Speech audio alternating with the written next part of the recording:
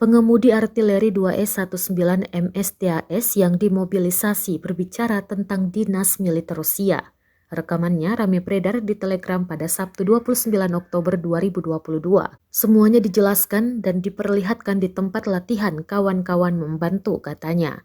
Tampak 2S-19 MSTAS dioperasikan.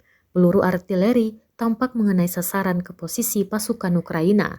Pasukan yang dimobilisasi Rusia mulai diterjunkan di medan perang Ukraina. Sebelumnya, mereka telah dilatih menggunakan tank, artileri, hingga peralatan tempur lainnya sebelum akhirnya diterjunkan di garis depan. В районах населенных пунктов Купянск Харьковской области, Невская Луганской Народной Республики, Торская, Северск, Звановка Донецкой Народной Республики и города Николаев, а также 74 артиллерийских подразделения на огневых позициях, живая сила и военная техника 167 районов. Уничтожено 5 складов боеприпасов вооруженных сил Украины в районах населенных пунктов Веселая Донецкой Народной Республики, Давыдоброд, Новая Каменка Херсонской области и города Николаев.